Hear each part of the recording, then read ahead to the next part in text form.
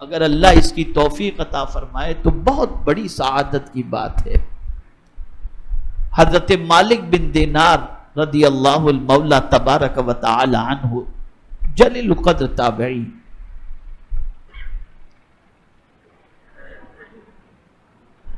جن کا مزار کاسرکوٹ میں بتایا جاتا ہے۔ حضرت مالک بن دینار رضی اللہ تعالیٰ عنہ فرماتے ہیں کہ میں ایک بار قبرستان گیا، اور جب قبرستان گیا تو میں نے کیا دیکھا کہ قبرستان میں نور ہی نور نظر آ رہا ہے، نور ہی نور نظر آ رہا ہے۔ فرماتے میں سوچ میں پڑ گیا کہ یہ نور کہاں سے آیا، تو غیب سے آواز آتی ہے، اے مالک بن دینار تم اس نور پر تعجب کر رہے ہو؟ یہ نور وہ ہے کہ ایک بندہ مومن نے قبرستان کی حاضری کا ارادہ کیا، اور جب وہ قبرستان پہنچا تو اس نے 2 رکعت نفل پڑھی، اور 2 رکعت نفل پڑھ کر پہلی میں سورہ کافرون پڑھا، دوسرے میں سورہ اخلاص پڑھا، اور سارے قبرستان کے مومنین کی روح کو اس نے ایصال ثواب کیا۔ تو جب سے اس نے ایصال ثواب کیا اس کی برکتیں آج تک بانٹی جا رہی، یہ نور اس کا ہے۔ تو حضرت مالک بن دینار رضی اللہ تعالیٰ عنہ نے اپنی عادت بنا لی کہ ہر جمعرات کو 2 رکعت نفل پڑھ کر آپ مرحوموں کو ایصال ثواب کرتے۔ ایک رات قسمت بیدار ہوئی اور آقا کریم صلی اللہ علیہ وسلم کو انہوں نے خواب میں دیکھا۔ رسول رحمت صلی اللہ علیہ وسلم بڑے خوش تھے، اور حضرت مالک بن دینار رضی اللہ تعالیٰ عنہ سے فرمایا، مالک تیرے اس 2 رکعت کے عوض کے اندر میری امت کو بڑا فائدہ پہنچا ہے، اور سن تیرے لیے جنت میں ایک مکان تیار کیا گیا، جنت میں ایک مکان تیار کیا گیا ہے، اس کا نام ہے غیف۔ کیا نام ہے؟ تو رہا نہ گیا، حضرت مالک بن دینار رضی اللہ تعالیٰ عنہ نے پوچھا یہ غیف کیا ہے؟ تو رسول رحمت صلی اللہ علیہ وسلم نے فرمایا غیف اس کو کہتے ہیں کہ ایسا محل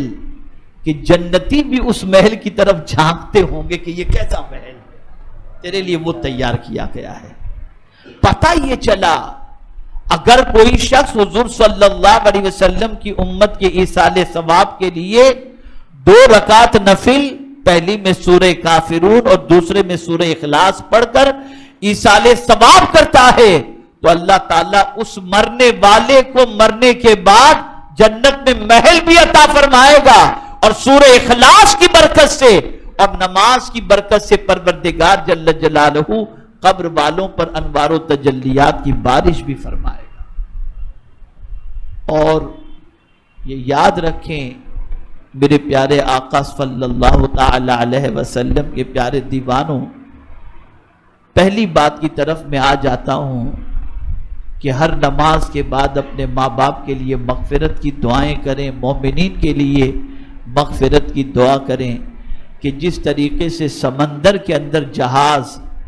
اگر طوفان میں گر جائے اور ہچکولے لیتا ہے اور لگتا ہے کہ اب ڈوبے گا تب ڈوبے گا، یہی حال قبر کے اندر مردے کا ہوا کرتا ہے،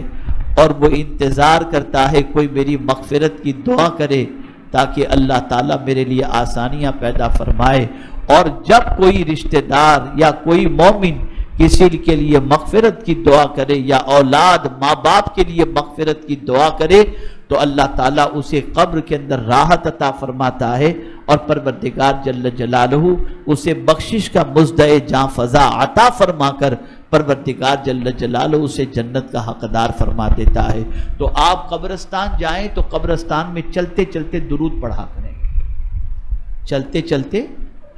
درود پڑھا کریں، بات چیت نہ کریں۔ ہاں کوئی ضروری سوال پوچھنا ہو کسی سے، کوئی فلاں کی قبر کہاں ہے کیا ہے، تو یہ آپ پوچھ لیں، لیکن دنیاوی باتیں کہے لگانا، ہنسنا، یہ ساری چیزیں یہ قبرستان میں نہ کریں کہ وہ جائے عبرت ہے۔ وہاں کثرت سے درود شریف پڑھو، اور یہ بات یاد رکھو کہ صرف اپنے رشتہ داروں کو ایصال ثواب نہ کرو بلکہ سارے مومنین کو ایصال ثواب کرو۔ اس کی برکتیں اللہ تعالیٰ آپ کو بھی مرنے کے بعد عطا فرمائے گا، اور پروردگار جل جلالہ کچھ ایسے بندوں کو بھی پیدا فرما دے گا کہ ہمارے مرنے کے بعد ہمارے لیے بھی وہ مغفرت کی دعائیں کریں گے۔ تو قبرستان جانے کے بعد ان اعمال کی طرف توجہ کو مبذول کریں، انشاءاللہ اس کی برکتیں اللہ عطا فرمائے گا۔